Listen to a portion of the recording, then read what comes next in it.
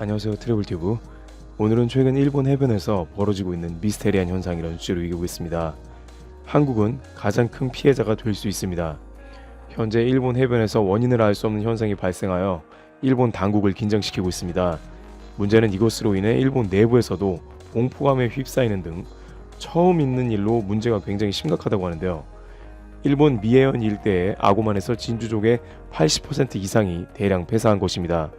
일본의 아고만 일대는 세계 진주 양식의 발상지로 알려질 정도로 유명한 장소입니다만 94년에 진주족의 돌림병이 발생했을 때에도 절반 정도만 폐사했기 때문에 이와 같은 결과는 일본 정부를 당황하게 하고 있습니다. 미에현의 수산연구소에 의하면 지난 7월 미에현 시마시의 아고만 일대 양식을 실시 중인 300개 양식업자를 대상으로 조사한 결과 80% 이상이 진주족에게 폐사했다고 답했다고 NHK 등 외신들이 보도했습니다. 미에현 인근 에이메현에서도 진주족의 대량 폐사가 일어난 것으로 알려져서 출하량이 급격하게 감소할 것으로 전망되고 있습니다.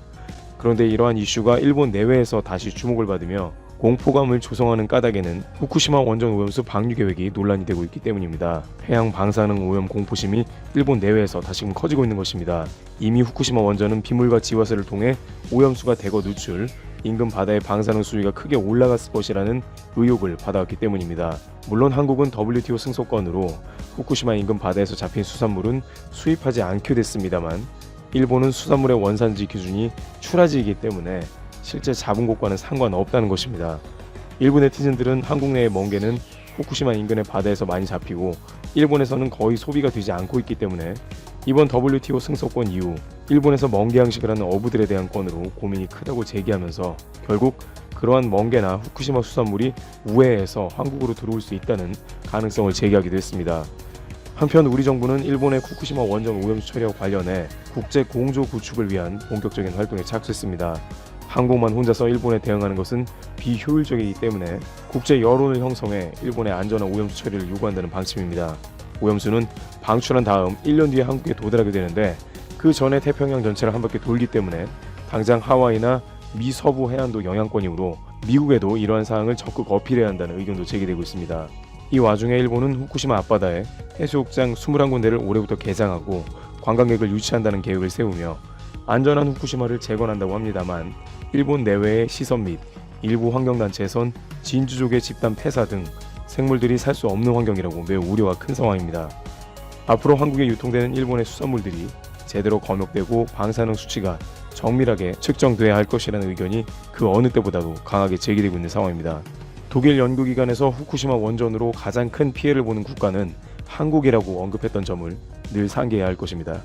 트래블튜브 여기서 마치겠습니다. 감사합니다. 일본 최대 민간 해운사가 일본의 선박회사에 LNG선을 발주했다가 취소하고 한국으로 다시 발주하는 일이 발생했습니다. 일본 자국의 기술력을 믿을 수 없어서 취소했다고 하는군요. 이에 대해 알아보겠습니다. 구독과 좋아요, 알림 설정은 좋은 컨텐츠 제작에 큰 도움이 됩니다. 일본 정부의 한국에 대한 수출 규제 조치로 촉발된 양국 간 무역 갈등에도 한국 조선업계에 미치는 영향이 미비한 모양새입니다. 최근 일본 최대 민간 해운사 니산 카이온이 현대중공업의 초대형 가스 운반선 VLGC를 발주한 것으로 알려졌습니다. 이는 지난해 초와 말에 발주한 물량으로 각각 한 척과 두 척, 총 3척입니다.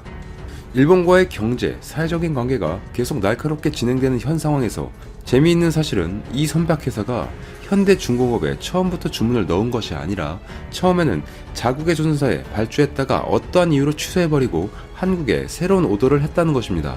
그 어떠한 이유가 무엇일까요? 한번 알아보겠습니다.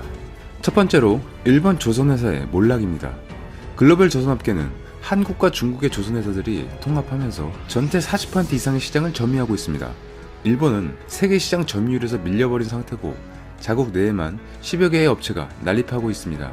적자에 시달리고 있는 상태라는 것이죠. 따라서 구조조정이 절실히 필요한 것으로 평가되고 있습니다. 특히 이번 니센카이온의 경우 처음에 일본의 선박을 만드는 대표적인 회사였던 자국의 미쓰비시 중공업에게 수주를 맡겼었는데 이 공장이 더 이상 LNG선을 건조하지 못하게 됩니다. 일본 규슈 나가사키의 미쓰비시 중공업이 세운 일본 최대급 조선소인 나가사키 조선소의 고야기 공장이 한국의 LNG선에 밀려 결국 매각되게 되었기 때문이죠. 이 공장은 LNG 운반선 및 유조선을 건조하던 곳이었는데 이번 매각을 통해 미쓰비시 중공업은 LNG선 사업에서 철수를 하게 됩니다. 한국 업체와의 경쟁에서 밀리면서 2015년을 마지막으로 LNG선 신규 수주를 하지 못했고 지난해 9월 이후 공장은 완전히 정지된 상태였습니다. 더 이상 자국의 배를 대줄 수 없는 상황인 것입니다. 이런 상황에서 만족할 만한 품질로 납기회를 맞출 수 있는 곳은 자국에는 없다는 판단이 컸을 것입니다. 두 번째로 올해부터 변경되는 환경 규제에 맞는 고기술력의 선박의 빠른 필요성과 만족할 만한 품질로 납기회를 맞출 수 있는 곳은 전 세계에 한국의 조선사밖에 없다는 것입니다. 먼저 2020년 1월 1일부터 전 세계를 운항하는 선박들은 국제해사기구의 강화된 환경규제 정책인 IMO 2020의 적용을 받습니다. 선박용 연료유의 황산화물 함유율을 현행 3.5% 미만에서 0.5% 미만으로 낮춘 저유황유를 쓰도록 강제하는 규제이죠. 황산화물은 미세먼지 등을 유발하는 환경오염 물질로 꼽히고 있으며 선주사가 IMO 2020에 대응하는 대표적인 수단으로 연료유 교체나 배출가스 황산화물 저감 장치 장착 또는 액화 천연가스 추진선 신규 도입 등이 있습니다. 문제는 스크러버는 즉각 대응이 가능하지만 설치비가 대당 최고 700만 달러 약 80억 원에 이른다는 것이죠. 어차피 노후화한 선박들은 새로운 선박으로 대체되어야 하는 상황이라면 이 저감 장치를 장착하는 것이 오히려 선주사에게는 경제적으로 문제가 되기 때문에 차라리 이 기회에 새로운 기술을 탑재한 VLGC를 주문하는 것이 나을 수 있는 상황입니다. 만약 이 규정을 지키지 않는다면 어찌 되냐고요? IMO 기준을 맞추지 못한 선박은 회원국 항구에 입항할 수 없습니다. 무역에 사용되는 선박들에게는 자기 할 일을 못하는 치명적인 상황에 이르는 것이죠.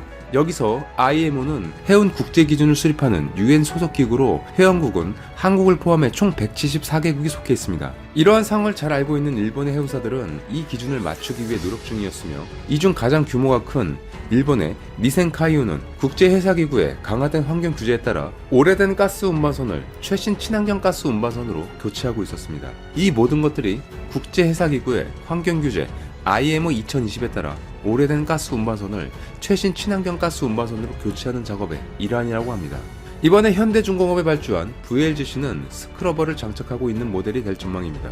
이번 계약에 따라 현대중공업은 2022년까지 대형 LPG선 3척을 일본의 니센카이윤에 인도하기로 합니다. 이들 3척을 포함해 니센카이윤은 지난해 총 6척의 VLGC 발주를 마쳤습니다. 이 중에서 작년에 첫 번째 선 발주도 현대중공업에 맡겼었습니다. 당시 계약금은 7,300만 달러, 한화로 약 834억 원이며 현대중공업은 2020년까지 8만 6천 세제곱미터 크기의 대형 LPG선을 인도할 예정입니다. 그 이후 두 척은 일본 자국의 선사인 미쓰비시 중공업과 가와사키 중공업에 발주했다가 다시 현대중공업으로 돌아온 것입니다. 지난해 5월에도 일본 선사 MOL이 대우조선해양에 17만 4천 세제곱미터급 LNG선을 발주했는데 이 주문도 일본의 제1위 조선소 이마바리 조선에 발주했다가 취소하고 대우조선해양으로 재발주한 것입니다. 이런 점들은 한국 조선업계 기술력이 일본 내 좋은 평가를 받고 있다는 면을 방증하는 사례로 해석됩니다. 한일 관계가 악화된 상황에서도 이렇게 자국의 선박을 선택 안 하고 타국에 주문한다는 것이 쉬운 일은 아닐 것이기 때문이라는 겁니다. 이번 일본 해운사 발주 물량 수준은 현대중공업에게 남다른 의미를 지니고 있습니다. 업계 패권 경쟁을 펼치고 있는 일본이 한일 무역 갈등의 여파로 한국 조선업계에 많은 영향을 줄 것이라는 우려가 팽배했기 때문이죠. 실제로 일본 조선업계는 한국 조선해양에 대우조선해양 인수 반대 입장을 노골적으로 드러낸 바 있습니다. 앞서 일본은 2018년에 있던 한국 정부의 조선업 구조조정 대책으로 일본 조선 사업에 피해가 발생했다면서 세계무역기구에 정식 제소한 바 있었죠. 더불어 일본 조선 산업을 대변하는 일본 조선공업회는 양사 합병에 반대하는 입장을 내비친 바 있습니다. 사이토 다모스 일본 조선공업회 신임 회장은 지난해 6월 취임식에서 압도적인 조선그룹이 탄생하는 것은 매우 위협적이다며 각국 공정거래위원회가 이를 그냥 지켜보지 않을 것이라며 언급했습니다. 그래도 한국이 합병을 하면 압도적이라는 것은 인정을 했네요. 한국의 조선업이 커지게 되는 것을 극도로 경계하는 듯한 모습이었습니다. 현대중공업은 현재 한국을 비롯해 중국, 일본, 유럽, 싱가포르, 카자흐스탄 등 총 6개국에 기업 결합 심사 신청을 낸 상태입니다. 이번 심사 신청에서 6개국 중 한 곳이라도 반대하면 합병은 무산되는 구조입니다. 현재는 카자흐스탄에서 첫 승인을 받은 상태에 있습니다. 현대중공업 관계자는 이와 관련 모든 심사는 각 경쟁 당국의 기준에 맞춰 잘 진행되고 있다며 문제없이 승인받을 수 있도록 최선을 다할 것이라고 말했습니다. 이렇듯 일본은 한국과의 무역 갈등뿐 아니라 2년 연속 수주 실적 1위를 달성한 한국조선업계를 향한 견제를 지속해온 바 있죠. 그런데도 일본이 한국에게 일본 기업들을 마다하고 수주를 맡긴 것을 보면 한국의 기술력에 대해 일본도 어쩔 수 없는 것 같습니다. 기술력을 앞세운 한국조선업계 손을 뿌리치기에는 득보다 실이 더 크다고 판단 내린 것으로 보이네요. 가스를 액화시켜서 화물창에 보관해 운송하는 LPG, LNG선은 고난도 기술이 필요한데 현재 만족할 만한 품질로 납기일에 맞출 수 있는 곳은 전 세계에 한국의 조선사밖에 없기 때문이죠. 이에 대한 일본인들은 선박 기술만큼은 섬나라인 일본이 더 나아야 하는데 한국을 넘지 못하는 것에 분노를 넘어 거의 자국의 선사를 무시하는 부류가 많았습니다. 더불어 끝까지 이런 상황을 인정하지 않고 자존심을 부리는 부류도 있었죠. 이에 대해 살펴보겠습니다. 먼저 일본 자국에 대한 현실 인식과 스스로를 반성하는 반응입니다. 제발 그만 수치 좀 당해라. 저 나라에는 꽤 세계 최고가 많구나. 얼마나 수주를 많이 받고 있는 건가? 너무 많이 받는 것이 인기가 있구나. 미쓰비시는 뭐 그렇게 잘한다더니 기술력도 안 돼서 있던 것도 뺏기는 거냐? 이제는 안 돼. 불사조처럼 자꾸 살아나는 한국 경제에 우리 일본은 도저히 이길 수 없네. 일본은 모든 면이 바다인데 왜 옆나라보다 배조차 못 만드는 거냐? 좌절스럽다. 실력이 없으면 어린 사람에게도 배우는데 우리보다 좋게 평가받는 한국에게 수주하는 게 절대 이상한 일이 아니다. 일본은 배 건조와 수주도 내수에만 전념하더니 결국 세계에서 아무도 찾지 않게 되었구나. 이런 반응이었습니다. 다음으로 일본의 현 상황에 객관적 인식보다는 한국이 잘 나가는 모습에 근거 없는 심술을 부리는 의견들입니다. 한국은 선체 완성까지 가기는 하는 건가? 수주해도 한국의 기존의 조선업계 문제로 생산하지 못하게 되겠지. 파업하고 납품 지연되어 위약금 발생하는 거 아니야? 그러면 더 이상 수주는 없을 텐데. 적자 수주로 한국 국가 예산 쏟아붓고 덤핑이겠지. 전 세계에 적이 돼가고 있어. 한국은 알았으니까 하나하나 다 자랑하지 마라. 이제 하다하다 한국에게까지 밀리는 거냐? 수치스럽다. 나가사키 조선소가 문 닫는다더니 한국에게 수주를 뺏겨서 그런 거냐? 그렇게 잘 만들어서 수주하는 것이니 이제 일본에 그만 도움을 요청했으면 좋겠다. 역시나 일본인들은 한일 관계가 아직 해결되지 않는 상황에서 한국에게 의존한다는 것에 대해 자존심이 많이 상한 것이 눈에 보였습니다. 그래도 이를 인정하자는 사람들이 있는 반면에 끝까지 자존심 때문에 더욱더 억지를 부리는 모습이 좋지 않아 보였습니다. 한국조선업은 2018년에 이어 2019년에도